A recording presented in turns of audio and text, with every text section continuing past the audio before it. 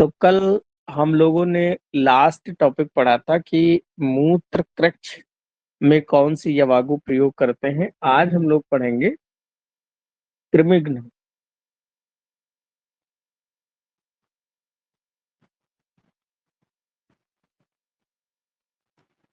कृमिघ्नि यवागु। कृमिघ्नि का मतलब होता है जिनके पेट में कीड़े हो जाते हैं तो उसे बोलते हैं उसे बोलते हैं कृमियां। आयुर्वेद में पेट में कीड़े हो जाना उसे क्या बोलते हैं? कृमि बोलते हैं। कैसे पहचानोगे कि उस बच्चे के पेट में कीड़े हैं? तो कई सारे सिम्टम होते हैं, जैसे मल के रास्ते में कीड़े, छोटे छोटे कीड़े का आना, या बच्चा रात में दांत वगैरह किटकिटाता है। तो बहुत सारे चीजें होती हैं, उन चीजों से आप पता कर सकते हैं कि उसके पेट में कीड़े हैं। और पेट में अगर कीड़े हो गए तो जो खाना तुम खाओगे वो सारा का सारा कीड़े खा जाएंगे। तो पता चलेगा क्या ही फायदा खाना, आपको अच्छा कितना भी अच्छा खाना खिला दिया जाए, सारा न्यूट्रिशन कीड़े खा जाएंगे। तो ऐसी स्थिति आयुर्वेद उस समय हजारों साल पहले की बात है, वहां पर भी फिर ऐसे बच्चों के लिए यवागु बनाई गई, बड़ों के लिए भी, कि ताकि पेट के कीड़े नष्ट किए जा सके। जैसे आज की डेट में अल्बेंडाजोल देते हैं हम लोग कि पेट के कीड़े मारे जा सके। तो इसके लिए क्या क्या है? तो विडंग पिपली,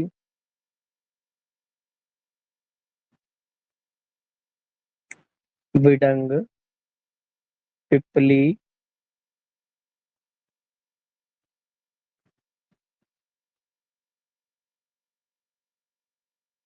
सिगरू, विडंग पिपली मूल, सिगरू,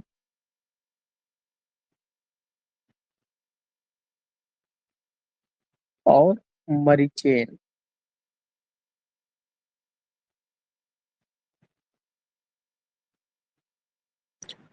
तक्र सिद्धा यवागु स्याद कृमिनाशिना सुवर्चिका। स्याद कृमिघ्नि सुवर्चिका। देखो, कई बार श्लोक हम लिखते जरूर हैं, लेकिन हम ये कभी नहीं कहते हैं कि श्लोक आपको याद होना जरूरी है। ऐसा नहीं है। आपको क्या करना है कि इनकी जो मैं हिंदी बताता हूँ, श्लोक इसलिए बताता हूँ ताकि आपकी एक थोड़ी आदत बने श्लोक पढ़ने की, तोड़ तोड़ के उसको पढ़ने की। क्योंकि जो बच्चे अपना आगे फ्यूचर देख रहे हैं कि एमडी की तैयारी वगैरह करनी है, तो इसी तरह वहां पर श्लोक थोड़ा सा आपको, जैसे मैं पढ़ाता हूँ उस तरह पढ़ना पड़ेगा। तो एक आदत में बनाना, कई बार क्या होता है ना, आदत होना आपके लिए बहुत फायदेमंद होता है, क्योंकि आदत होगी तो आप उस चीज को वैसे ही पढ़ेंगे जैसे हम पढ़ाते हैं। तो सबसे पहले इसमें कृमिघ्न यवागु में क्या क्या है? तो यहाँ पर विडंग है, पिपली है, विडंग पिपली मूल, सिगरू। सिगरू किसे कहते हैं? सहजन को। आप सभी लोगों ने सहजन सांभर खाया होगा, रेस्टोरेंट गए होंगे तो आप सभी लोगों ने सांभर वहां पर खाया ही होगा। तो सांभर में देखे होंगे कि एक लकड़ी के जैसा सहजन जो है पड़ा रहता है। सहजन के बारे में आप लोग एक चीज जान लें, दुनिया का सबसे अच्छा न्यूट्रिशनल सप्लीमेंट है। सहजन लगा होता है। कई बार लोगों को इसके बारे में जानकारी नहीं है, उनको लगता है बेकार सा पेड़ है, इसमें क्या ही होगा। लेकिन इसका जो फल होता है, जो बहुत लंबा लंबा, ड्रम स्टिक कहते हैं इसे, लंबे लंबे छड़ी जैसे होता है, उसके छोटे छोटे काट के सब्जियां बनाते हैं। आप चाहें तो उसको सब सुखाकर उसका पाउडर बना के पीस के घर में रख लें। और खासकर जो बच्चे हैं, प्रेग्नेंट लेडी हैं, जो बुढ़े लोग हैं, जो मल्टीविटामिन खाते हैं आप लोग, तो इसमें दूध से कम 100 गुना ज्यादा कैल्शियम पाया जाता है। अमरूद से कम 90 गुना ज्यादा जो है इसमें विटामिन सी पाया जाता है। आयरन, पालक से कम 20 से 25 गुना ज्यादा इसमें आयरन पाया जाता है। तो दुनिया में हम लोग ये पढ़ते हैं कि सबसे ज्यादा विटामिन सी आंवले में मिलता है, सबसे ज्यादा कैल्शियम दूध में मिलता है। उनसे भी सोचो कितने गुना ज्यादा इसमें पाई जाता है, दूध वगैरह से ज्यादा कैल्शियम इसमें है। लेकिन क्या है ना, इसके बारे में किसी को कोई जानकारी नहीं। जैसे आप लोग आयुर्वेद पढ़ते हैं, अभी तक सारी यवागु पढ़ चुके होंगे, लेकिन सहजन के बारे में भी नहीं बताया गया होगा कि सहजन कितना फायदेमंद है। तो आप लोग को क्या करना है कि इसकी पत्तियां तोड़ के सुखा लीजिए और उसका पाउडर बना लीजिए, मिक्सी वगैरह में बढ़िया से पीस के फाइन पाउडर बना लीजिए। और उसको एक कांच की शीशी में या प्लास्टिक की शीशी में भर के रख लीजिए। और 1 चम्मच पूरे दिन में किसी भी समय दूध में डाल के घोल के पी लीजिए। आपको कभी भी कोई कमजोरी, खून की कमी, कैल्शियम की कमी कुछ नहीं होगा। तो ये सहजन आपके बड़े काम की चीज है, इसके बारे में आपको जानना बहुत जरूरी है। फिर क्या है, मरीचेन यानी कि मरीच। तो इसमें क्या क्या है, इसमें विडंग है, इसमें पिपली मूल है, इसमें सहजन है, इसमें मरीच है, और इसमें तक्र से सिद्ध करना है। तक्र मतलब मट्ठा से सिद्ध की गई अवागु। और फिर क्या करना है,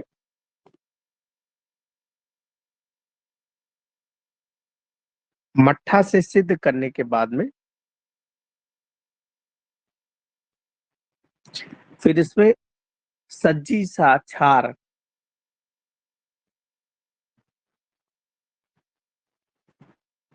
सज्जी छार मिलाकर पीना है।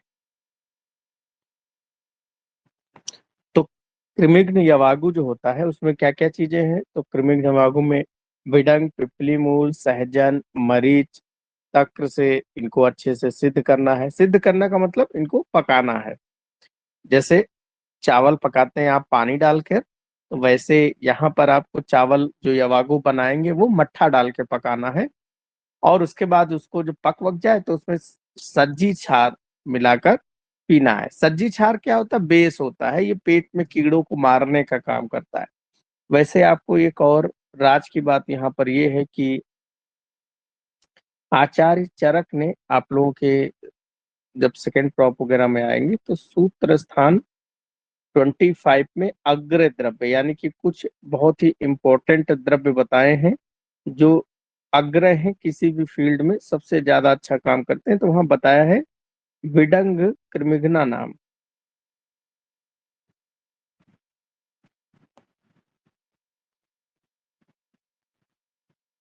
विडंग को क्या बताया है, कृमिघ्ना नाम, यानी कि विडंग पेट के कीड़ों को नष्ट करता है।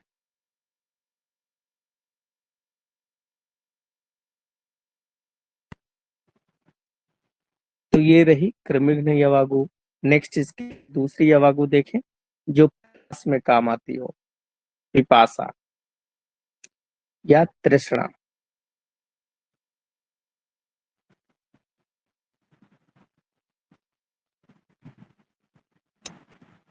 पिपासा अग्नि यवागु यानी कि जो प्यास को दूर करती हो, वो पिपासा अग्नि।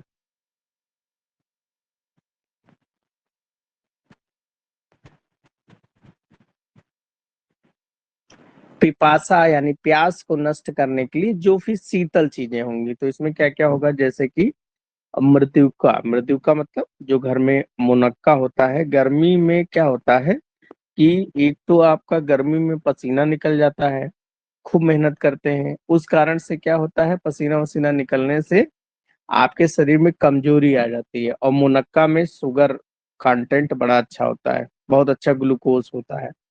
तो मुनक्का, सारीवा, सारीवा भी बहुत ठंडा होता है, अनंत मूल कहते हैं इसको। इसके अलावा लाज, लाज मतलब धान का जो लावा होता है। और पिपली, मधु नागर, पिपली, मधु नागर, नागर का मतलब शुंठी, सोंठ। तो ये क्या है? ये प्यास को दूर करने वाली यवागु है। इसमें मुनक्का, मृदुका का मतलब होता है मुनक्का।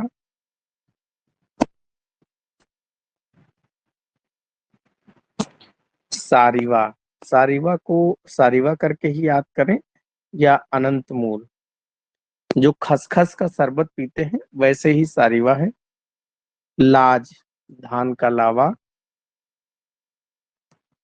धान का लावा बड़ा अच्छा हल्का होता है, पचने में आसानी होती है, इसलिए प्यास को दूर करता है। पिपली, मधु और नागर मतलब शुंठी। तो इनको मिलाकर बनाई गई यवागु प्यास को दूर करती है। ब्रेन में जो सटाइटी सेंटर होता है उसको जाके ये शांत कर देती, ताकि बहुत ज्यादा जो डिहाइड्रेशन की कमी के कारण से प्यास लगती है तो ये शरीर में उस वाटर कंटेंट को अच्छे से मेंटेन कर देती हैं। इसके बाद में जो विष नाशक यवागु,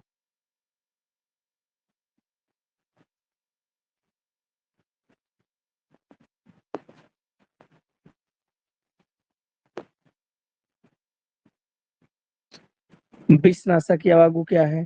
तो वो सोमराजी विपाचिता।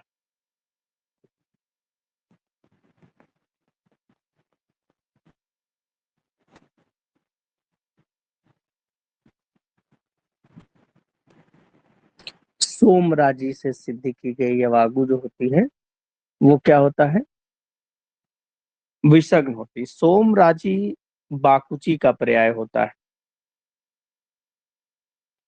सोमराजी में लिखें, ये बाकुची का पर्याय होता है।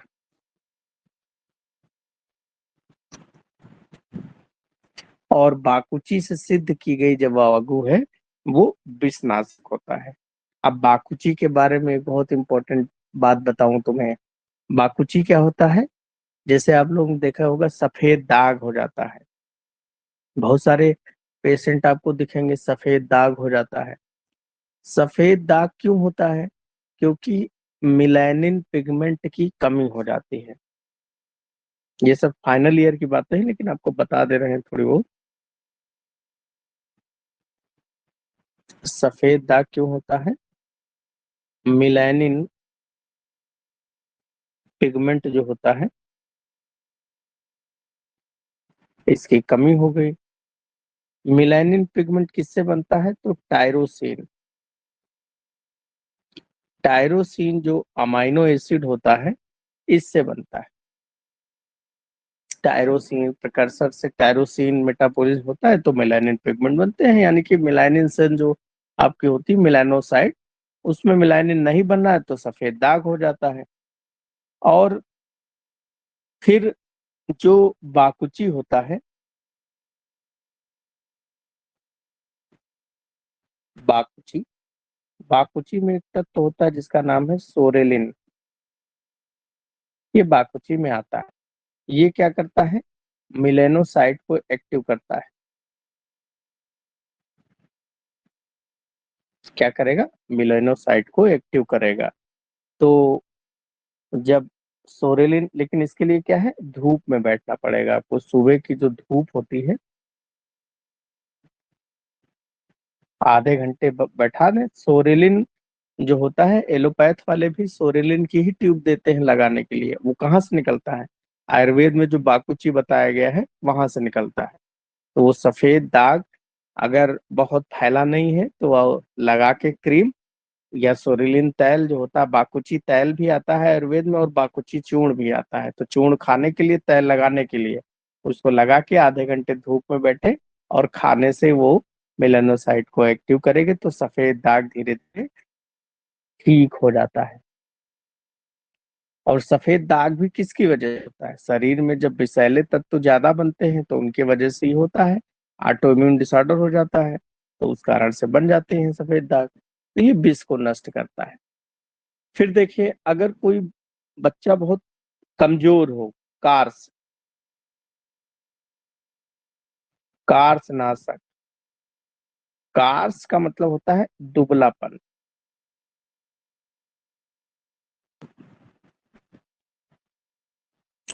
तो इसके लिए देखें भाई क्या प्रयोग किया है चरक जी ने। उन्होंने कहा है सिद्धा वराह निर्हुए। सिद्धा वराह निर्ह्यु यवागु प्रंगणी मता। यवागु प्रंगणी मता। अब इसका पहले मतलब देखें क्या होता है। वराह का मतलब होता है सुअर। वराह का क्या मतलब होता है, सुअर। और निर्ह्यु का मतलब होता है काढ़ा बनाना, क्वाथ, या इसको कहते हैं काढ़ा। देखो, अब चरक जी ने ऐसा क्यों किया। चाहते तो सुअर का मांस देते, खा लेता आदमी, लेकिन काढ़ा क्यों पिलवाया सुअर के मांस का। होता ये है बेटा कि जो व्यक्ति बहुत कमजोर होता है उसके अंदर अग्नि इतनी ज्यादा नहीं होती है कि वो पचा सके मांस वगैरह, है ना। अब मांस पचा ही नहीं पाएगा तो बेचारा कहाँ से मोटा हो जाएगा। तो उसके लिए क्या है, चरक जी ने जुगाड़ लगाया कि यार क्यों ना हम सुअर के मांस को उबाल के उसका काढ़ा बनाए। अब सुअर का जो मांस होता है उसमें क्या है, चर्बी, फैट कंटेंट बहुत होता है। सबसे ज्यादा अगर देखा जाए चर्बी कहाँ मिलता है भाई, वो देने के लिए तो मुर्गे का मांस भी दे देते थे, क्योंकि आगे जब आप कई जगह पढ़ेंगे कि मुर्गे का मांस ही सबसे ज्यादा बलवर्धक होता है। लेकिन यहाँ पर क्यों चरक बता रहे, लेकिन मुर्गे का मांस बल बढ़ाएगा ना, मोटापा थोड़े बढ़ा देगा। मोटापा तो वो बढ़ाएगा जहां पर चर्बी होगी।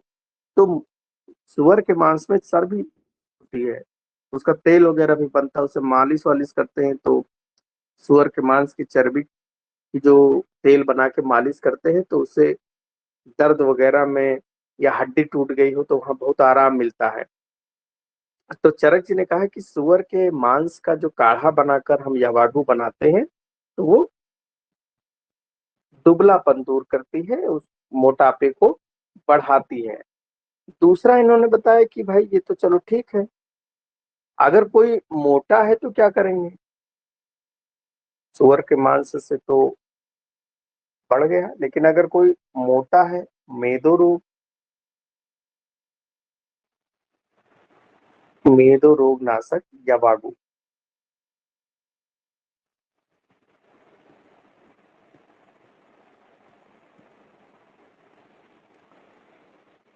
तो इसमें इन्होंने कहा कि गवेधुक अन्न।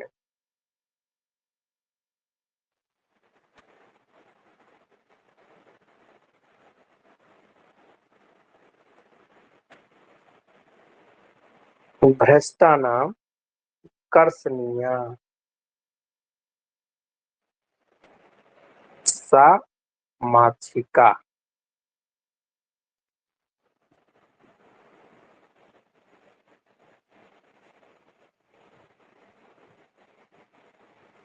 तो इन्होंने बताया कि सा माक्षिका मतलब, माक्षिक का मतलब होता है मधु, यानी कि शहद के साथ।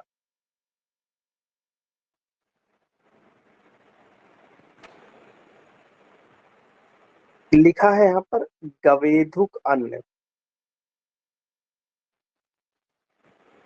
तो सबसे पहले आप जाने गवेधुक अन्न क्या होते हैं। गवेधुक अन्न मतलब जैसे ज्वार, बाजरा, मक्का आदि, ये सब क्या होते हैं, ये गवेधुक अन्न होते हैं।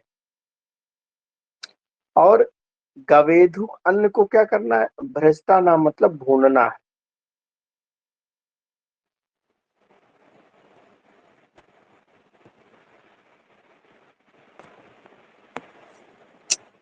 तो चरक जी ने क्या बताया कि अगर कोई व्यक्ति मोटा है तो उसके लिए गवेधुक अन्न यानी कि ज्वार, बाजरा, मक्का आदि को भून कर फिर उसमें शहद मिलाकर अगर वो खाता है तो मोटा इंसान इससे पतला हो जाता है। अब ये भी सोचने का विषय है कि भाई गवेधुक अन्न से क्यों पतला होता है, क्योंकि गवेधुक अन्न जो होते हैं बड़े ही रूक्ष होते हैं।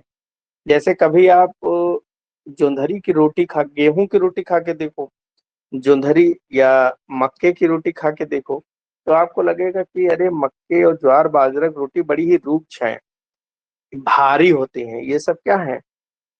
मोटे अनाज है। मोटे अनाज जो होते हैं ये गुरु होते हैं, भारी होते हैं, यानी कि पचने में भारी होते हैं। आपके इंटेस्टाइन में कोई चीज, इंटेस्टाइन तो हमेशा मूवमेंट कर ही रहती है, तो कोई अन्य जो भारी है, कॉम्प्लेक्स है बड़ा, तो पचे ना पचे, आंत वहां पर रोकेगी थोड़े ना। या आपने गेहूं की रोटी खाया तो उसको जब पचा के आंत कहे ठीक है जाओ, और आपने अगर मक्के की रोटी खाया नहीं पच रही तो आंत कहे नहीं भैया पहले रुक जाओ, हम तुमको अच्छे से पचा लें, उसके बाद तुम पोटी बन जाना, फिर निकल जाना। तो ऐसा नहीं होता है। आंत की एक गति है, वो उसी गति से चलेगी। चाहे मक्का खाओ, चाहे रोटी खा, गेहूं की रोटी खाओ, चाहे चावल खाओ, जितनी देर में उसको समय मिलेगा पचा देगी, नहीं तो फिर आप बाहर जाओ। तो मक्का ज्वार बाजरा ये क्या है, पचने में बहुत भारी होते हैं, इसीलिए इनको पूरा का पूरा पचते नहीं है। मोटे अनाज होते हैं और ये आंत की सफाई भी बढ़िया करते हैं, आंत की सफाई वगैरह कर देते हैं, तो ये पतला कर देते हैं। फिर उसके बाद में देखें कि स्नेहन करने वाली कौन कौन सी है।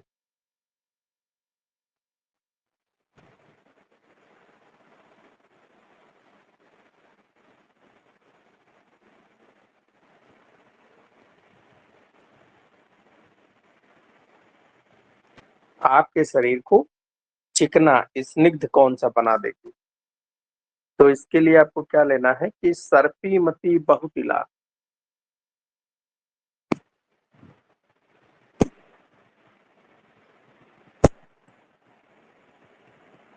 सर्पी मती बहुतिला स्नेहनी लवणान्विता।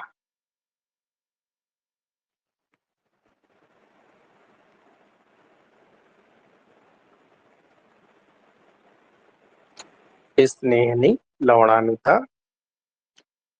तो सिंपल सा है कि बहुत सारे तिल, बहुतिला का मतलब होता है तिल ज्यादा हो,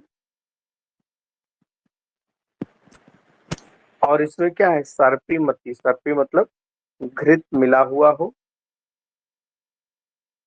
और लवणान्विता, लवण।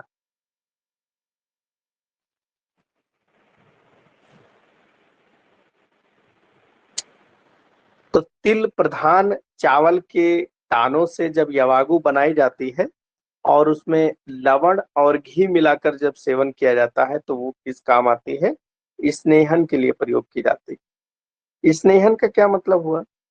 स्नेहन का मतलब होता है कि शरीर के अंदर चिकनाहट उत्पन्न करना। और वैसे भी अगर आप नमक के साथ में कभी कभी नमक और घी अगर मिला खाए तो नमक का एक गुण होता है। नमक क्या होता है, जैसे सोडियम क्लोराइड है, NaCl, इसका एक बहुत ही स्ट्रक्चर होता है, इससे करके इस तरह बहुत फाइन नमक देखेंगे तो एक बहुत ही जैसे डायमंड का जो हीरा होता है उसका स्वरूप होता है, उसी तरीके से NaCl होता है। ये आपके शरीर में बहुत ही सूक्ष्म से सूक्ष्म स्रोतस के अंदर प्रवेश कर जाता है। जब नमक और घी मिलाया जाता है तो ये छोटे छोटे स्रोतों में प्रवेश करके आपके शरीर में स्निग्धता। इसीलिए आप जब चैप्टर नंबर 13 पढ़ेंगे स्नेहन अध्याय, तो वहां पढ़ा होगा आपने कि सध्या स्नेहन। सध्या मतलब अगर पूरे शरीर में तुरंत स्नेहन करना है तो घी और नमक मिला के खिलाइए उसको, तुरंत स्नेहन हो जाएगा। यहाँ पर तिल जो खिलाया जा रहा है साथ में, तिल का तेल भी स्नेहन करता है। तिल का तेल बल आधान के लिए, शरीर में अगर बल उत्पन्न करना है तो तिल का तेल सर्वश्रेष्ठ होता है ना। तो बल भी है, स्नेहन भी मिल जा रहा है। तो ये तो आपने कर दिया स्नेहन उसके शरीर में। अब पता लगे आपने स्नेहन करते करते इतना स्नेहन कर दिया, बच्चा चिकना चिकना होके घूम रहा है, तो क्या कर दें उसको, रूक्षण। तो रूक्षण वाली अवागु।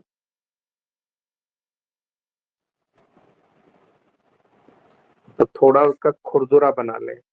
खुरदुरा बनाने के लिए क्या क्या लिखा है, कुश आमलक निर्णय।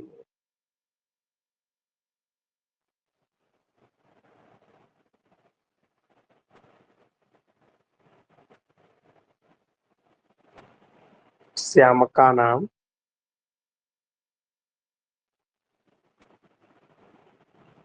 विरूक्षणी।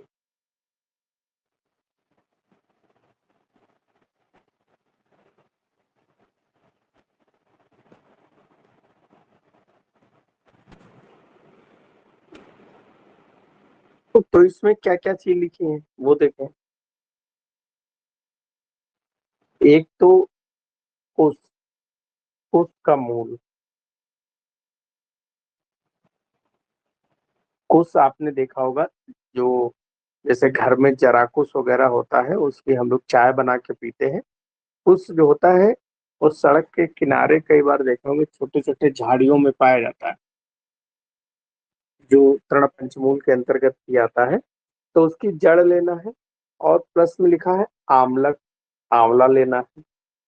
आमलक मतलब आंवला लेना है। फिर इनको क्या करना है, निर्ह्यू, निर्ह्यू का मतलब इनका क्वाथ बनाना है। तो आपने क्या लिया, उसका मूल लिया, आमलक लिया, इनका काढ़ा बना लिया, और इसमें क्या मिलाया, इमक, इसमें मिलाया श्यामक।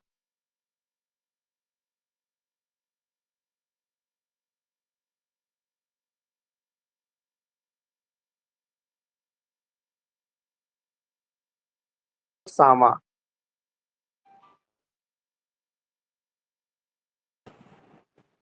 तो आपने कुश का मूल, आपने आमलक लिया, आपने श्यामक ले लिया, और इससे सिद्ध की गई जो यवागु होती है, इससे आपने यवागु बनाया। और ये यवागु क्या है, रुक्षता उत्पन्न करने वाली है। तो श्यामक चावल जो होता है, ये श्यामक बहुत ही रुक्ष होता है। नेक्स्ट देखें, अब किसी को अगर खांसी वांसी आ रही हो, श्वास काश में,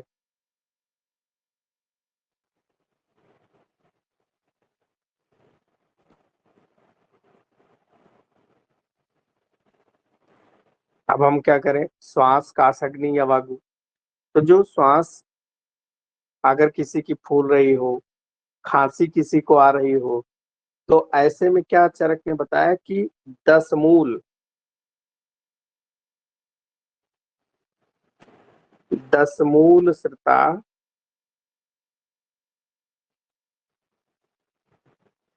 काश, श्वास, काश हिक्का श्वास,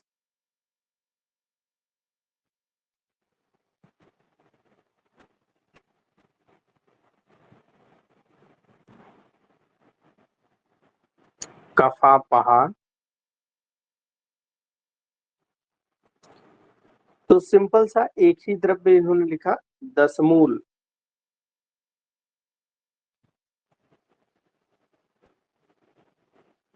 और श्रता का मतलब भी होता है क्वाथ। निर्हु का मतलब भी क्वाथ है, और श्रता का मतलब भी क्वाथ होता है। तो 10 मूल क्वाथ से सिद्ध यवागु जो होती है, वो काश, श्वास और हिक्का, तीनों में प्रयोग किया जाता है। अब पीछे तो हम लोगों ने पढ़ा था लघु पंचमूल। अब देखो यहाँ पर क्या लिखा है, 10 मूल। 10 मूल में दो शब्द होते हैं, एक होता है बृहद पंचमूल, और एक होता है लघु पंचमूल।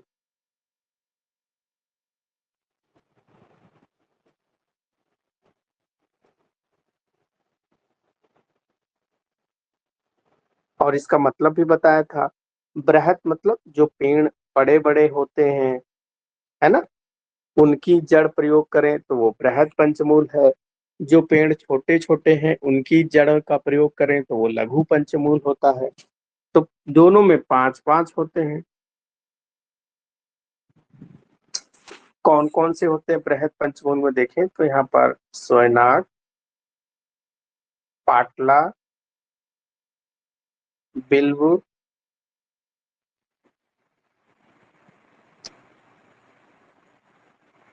अग्निमंथ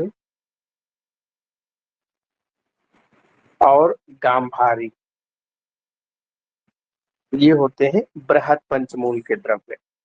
लघु पंचमूल में कौन कौन से द्रव्य होते हैं? तो सालपर्णी, त्रिस्पर्णी,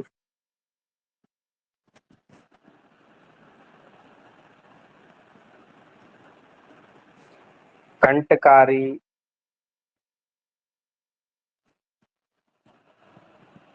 और गोक्षुर। तो ये 10 द्रव्य जो होते हैं ये मिलकर 10 मूल बनते हैं, और इनका जो काढ़ा होता है वो कहाँ प्रयोग करते हैं हम लोग? काश, श्वास, हिक्का में। देखो, जैसे आप लोगों ने पढ़ा, कहीं सुना होगा, पढ़ा तो नहीं होगा, भी सुना होगा 10 मूला रिष्ट।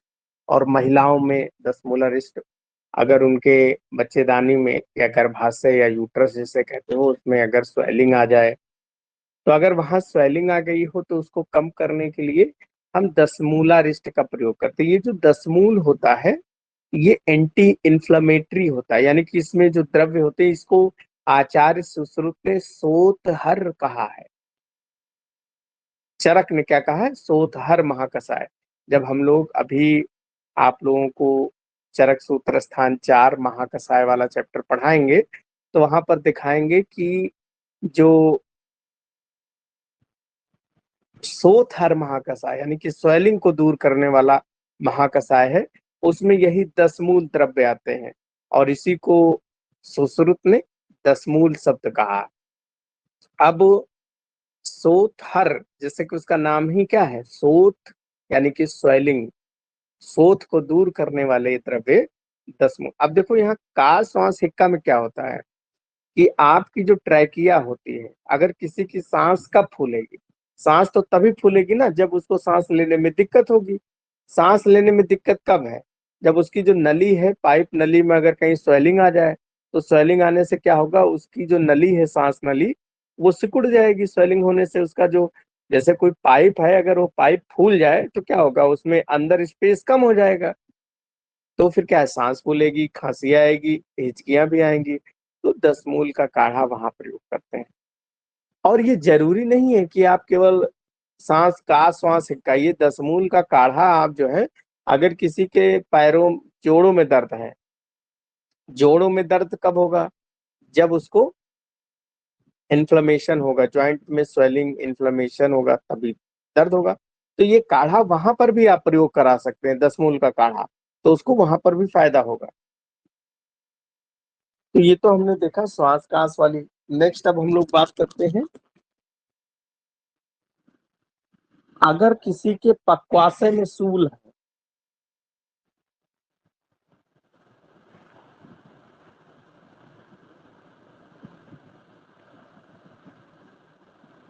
पक्वासयगत सूल। पक्वासय का मतलब क्या होता है, पहले तो ये जाने। पक्वासय मतलब जो डिसेंडिंग कोलन होता है, यानी कि बड़ी आंत में अगर उसके दर्द हो रहा है तो वहां पर आप क्या करेंगे? तो लिखा है कि यम के मदिरा सिद्धाय,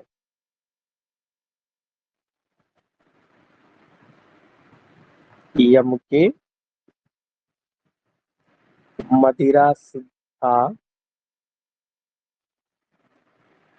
पक्वासय रुजापहम।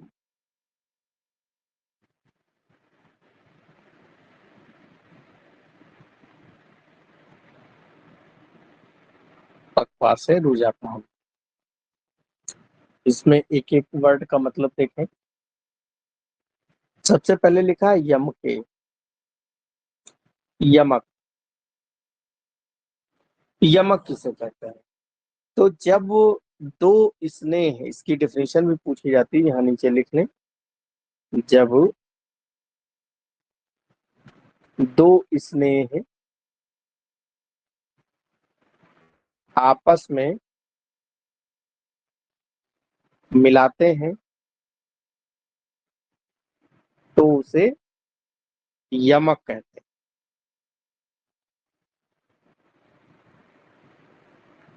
हैं। जैसे घृत और तैल। अच्छा, पीछे उस दिन हमने आपको जब चरक सूत्र स्थान 1 पढ़ाया था तो वहां बताया था 4 महास्नेह। 4 महास्नेह में क्या पढ़ाया था? घृत, तैल, वसा, मज्जा, ये 4 महास्नेह पढ़ाया था।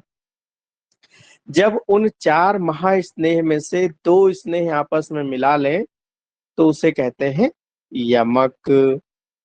और जब 3 स्नेह आपस में, जैसे घृत, तैल, यहाँ पर मज्जा भी मिला लें तो उसे कहते हैं त्रयव्रत, यानी कि त्रिव्रत, 3 चीजें मिला दी गई। और अगर चारों मिला लें तो उसे कहते हैं महास्नेह। तो यहाँ पर सीधे क्या लिखा है कि हमको यमक यानी कि 2 स्नेह, घृत, तैल ले लिया और उसके साथ में मदिरा, मदिरा मतलब मध्य, इनको ले लिया, फिर इनसे सिद्ध की गई यवागु, इनसे सिद्ध की गई जो यवागु होती है, लिखा है पक्वासे रुजा। रुजा का मतलब होता है पीड़ा, और पाहम का मतलब होता है दूर करना। तो अब आपको समझ में आ गया होगा कि पक्वासे में अगर किसी की बड़ी आंत में या डिसेंडिंग कोलन में अगर उसके दर्द हो रहा है तो हमको 2 घृत तैल लेना है, उसके बाद में फिर उसको मदिरा के साथ में पका लेना है, फिर उसको देने से दूर हो जाएगा। तो ऐसा क्या है इसमें कि ये सब हो जाता है? होता क्या है बच्चों कि घृत और तैल जो होते हैं ये स्नेह होते हैं। और बड़ी आंत में दर्द कब होता है? जब गैस ज्यादा बन जाए, पेट में गैस बहुत हो तो फिर उसको दर्द होगा। तो घृत तैल स्नेह होते हैं, और ये स्नेह क्या करते हैं, आपकी आंत में जो गैस, वात ज्यादा है, उस वात को शांत करते हैं। क्योंकि आपने पढ़ा होगा कि वात के समन के लिए तैल श्रेष्ठ औषधि होती है ना। तो वात के लिए स्नेह, और साथ ही साथ में मदिरा। पहले के जमाने में एनेस्थीसिया नहीं था, जैसे आज की डेट में अगर पेट में किसी के, अब भाई बड़ी आंत में दर्द भी मरोड़ के कारण होगा, गैस अगर शांत कर दे, हींग वगैरह भी खिलाते हैं। तो उस समय आज की डेट में क्या देंगे हम? मसल रिलैक्सेंट, जैसे ड्रोटिन दे दें या डाइसाइक्लोमिन दे दें। तो उस समय ये दवाएं तो थी नहीं, और उस समय एनेस्थीसिया वाला भी नहीं था। अगर उस समय किसी को दर्द होता था तो उसको अल्कोहल, क्योंकि नशा जब चढ़ जाएगा तो क्या है, उसका दर्द थोड़ा सा कम लगेगा। तो इसीलिए यमक और मदिरा से सिद्ध की गई यवागु जो है ये पीड़ा को दूर करने के काम आती है। नेक्स्ट, आपने उसका पीड़ा भी दूर कर दिया। फिर अब क्या करें हम? सारक, अगर किसी को कब्ज हो जाए, सारक या इसी को कहते हैं रेचक।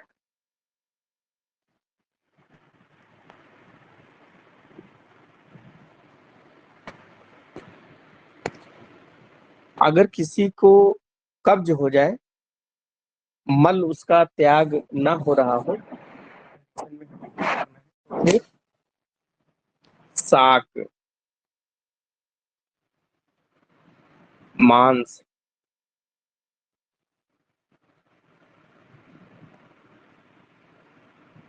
तिल,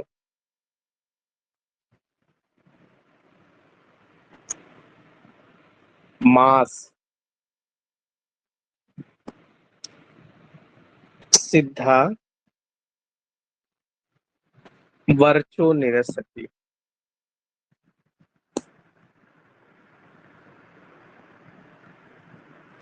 वर्चो निरसती। तो क्या क्या चीजें करें कि अगर कॉन्स्टिपेशन किसी को हो जाए तो उसके लिए साग।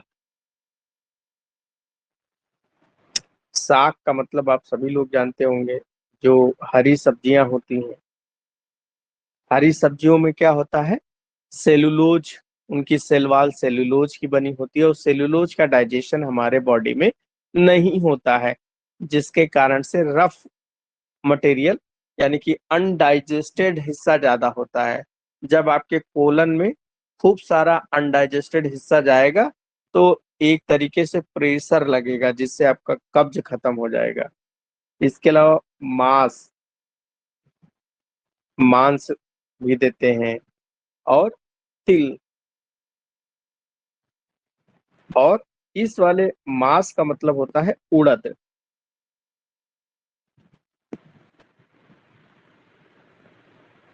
उड़द,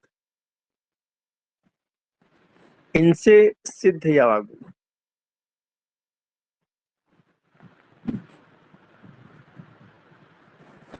यहाँ लिखा वर्ज, वर्ज का मतलब होता है मल, और निरस्यति का मतलब होता है बाहर निकालना।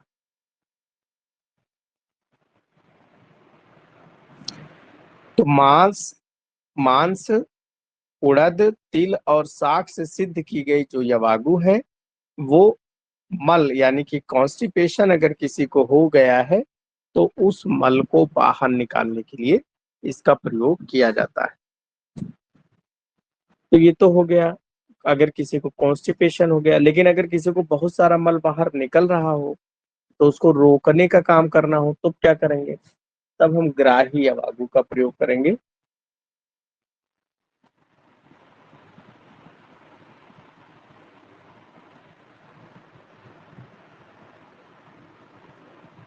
ग्राही अवागु में क्या क्या होगा? तो यहाँ पर जो कसाय रस वाली औषधियां होंगी, जैसे जाम्बून,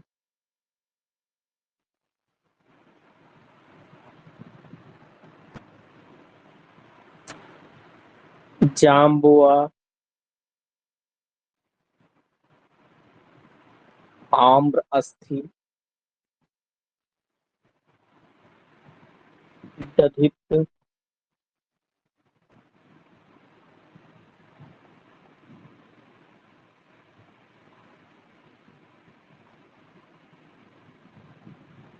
अम्ल,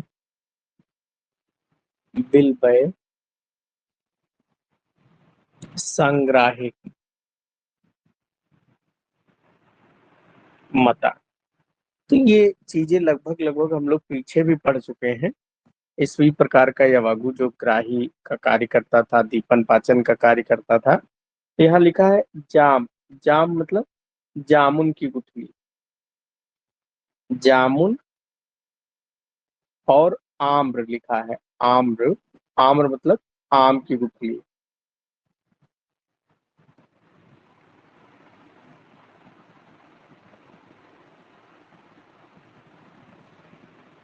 जैसे आप लोगों में से जामुन और आम की गुठली खाया होगा, आप लोगों ने देखा होगा, बड़ा कसाय के रस वाली होती है, एकदम मुंह जैसे जकड़ देता है।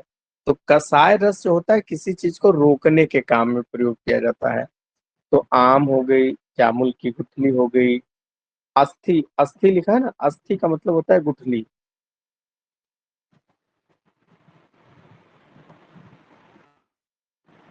अस्थि का मतलब गुठली। और इसके अलावा और क्या क्या चीज इसमें पड़ी हुई है? दधित अम्ल, अम्ल मतलब खट्टा। तो यहाँ पर खट्टा, दधित मतलब कैथा, कैथ, और बेल, बिल्व। तो इनके क्वाथ से सिद्ध यवागु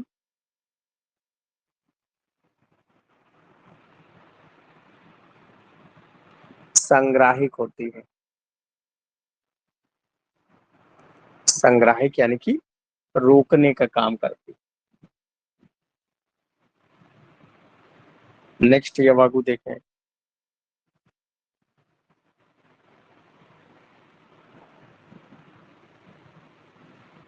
चलो हम लोग नेक्स्ट यवागु पढ़ते हैं। हमने सारक यानी कि कॉन्स्टिपेशन दूर करने वाली यवागु पढ़ ली, हमने रोकने वाली यवागु पढ़ ली। अब हम लोग बात करेंगे भेदनी।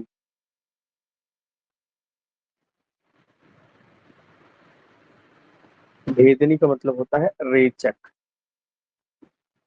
देखो पीछे हम लोगों ने पढ़ा था सारक, एक यवागु क्या पढ़ी, सारक, जिसका भी मतलब रेचक होता था। यहाँ पर भी भेदनी का मतलब भी रेचक है। देखो अंतर दोनों में इतना है कि जो सारक है वो बहुत तेजी से मल बाहर नहीं निकालेगा, लेकिन ये जो भेदनी है, अगर किसी का कॉन्स्टिपेशन बहुत तगड़ा वाला है, तो इसका काम बड़ा अच्छा, ये ज्यादा तेजी से निकालेगी। और इसमें क्या क्या मिला है? तो यौ क्षार चित्रक हिंगू, यौ क्षार चित्रक हिंगू,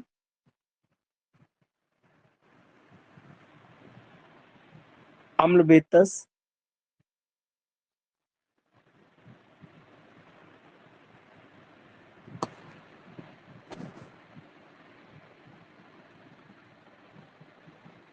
अम्लवेतस भेदनी। देखो आचार्य चरक ने ये सारी चीजें लिख दी। अब आपको भी दिमाग लगाना है कि यार इसको हम कहाँ प्रयोग करें। अब जैसे इसमें देखो यव क्षार है, चित्रक है, हिंगू। हींग क्या है? ये वात नाशक, यानी कि गैस वगैरह को। चित्रक क्या है? ये दीपन पाचन भी करेगा। यवक्षार भी भेदक है। अम्लवेतस भूख बढ़ाता है, खट्टा होता है, भूख बढ़ाता है। तो इस प्रकार अगर हम देखें कि अगर कोई मरीज आपके पास आए तो कहे डॉक्टर साहब भूख नहीं लगती और कब्ज बड़ी भयंकर रहती है, 2-2 दिन 3-3 दिन हो जाते, गैस एकदम पेट फूला हुआ रहता है, तब क्या करेंगे आप? उसको यवक्षार, चित्रक, हिंगू, अम्लवेतस इनको मिला के दे दें कि उसका पाचन भी हो जाए, उसकी भूख भी बढ़ जाए, उसकी हिंगू से गैस भी निकल जाए, या उछार उसको जो है मल जो है काट काट के उसका बाहर निकालते। तो इस प्रकार से हम उसको भेदनी या वागु का प्रयोग कर सकते हैं। फिर भेदनी के बाद में वात अनुलोमन। अगर किसी को गैस बहुत बन जाए तो वो कौन सी यवागु है?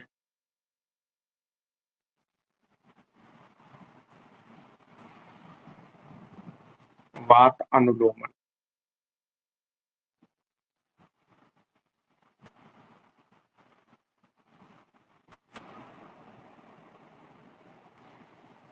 वात अनुलोमन के लिए यानी कि उसको हमें गैस को बाहर निकालना है, तो पेट साफ होगा तो गैस वैसे भी नहीं बनेगी।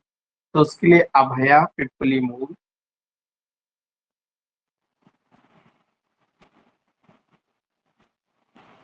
विश्व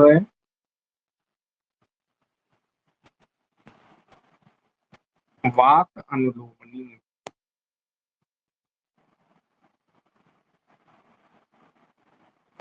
इसका मतलब क्या हुआ कि अभया पिप्पली मूल, अभया का मतलब होता है हरितकी, जिसको आप लोग हरण के नाम से सुनते होंगे, हरण। और उसके बाद में पिप्पली मूल है। फिर है विश्वय। विश्वय का मतलब क्या होता है? ये भी सोठ का पर्याय है। विश्व भेषज कहते हैं। विश्व भेषज ये किसका पर्याय है? शुंठी का पर्याय है। तो आपको क्या लेना है? हरितकी, पिपली मूल और शुंठी, इन तीनों को मिलाकर इनसे सिद्ध की गई जो यवागु होगी वो क्या काम करेगी? वो वात नाशक होगी, वात को बाहर निकालने का काम करेगी। नेक्स्ट, उसके आगे देखें, वात नाशक। फिर उसके आगे घृत व्यापक।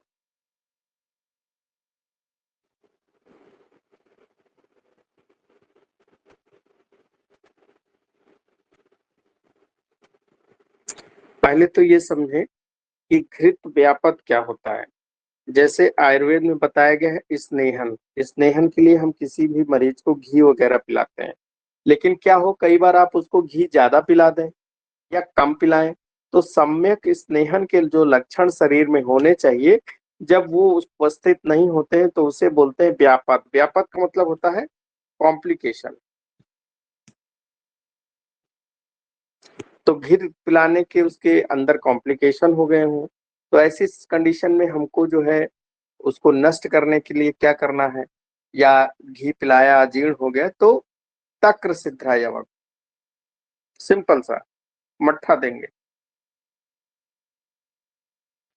तक्र सिद्धा यवक। क्योंकि मट्ठा कैसा होता है? रुक्ष होता है। तो तक्र मट्ठा उस घी को पचा देगा घृत व्यापत में। लेकिन अगर कहीं तैल व्यापत हो जाए,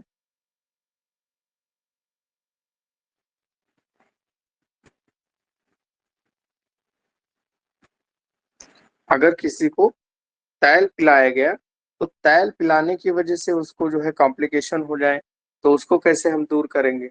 तो तैल के लिए तक्र पिड्याट साधता। तक्र पिड्याक। अब यहाँ तक्र तो आपको समझ में आ गया। विड्याक क्या होता है? विड्याक का मतलब होता है तिल की खली। अब ये तिल की खली क्या होता है? तो अगर जो बच्चे गांव से हैं या जो बच्चे जानते हैं कि जब सरसों का तेल पिराने जाते हैं, स्पेलर पे जब ले जाते हैं तो वहां सरसों डालते हैं, उसको खूब दबाया जाता है। दबाने के कारण से तेल तो अलग आता रहता है, और वो जो रॉ मटेरियल रफ बचता है वो एक एकदम पपड़ी के भाग बाहर निकलता है। तो वो पपड़ी ही क्या है? खली है। ऐसे तिल का तेल की जब पेराई होती है, जो उसकी जो पपड़ी बाहर निकलती, तेल अलग होके पपड़ी अलग हो, तो उसको खली। तो तक्र और तिल की खली मिलाकर जब यवागु सिद्ध करते हैं तो वो तैल के कॉम्प्लिकेशन को नष्ट करने के काम में आती। चलो बस आज इतना ही पढ़ेंगे, कल ये चैप्टर जो है खत्म हो जाएगा।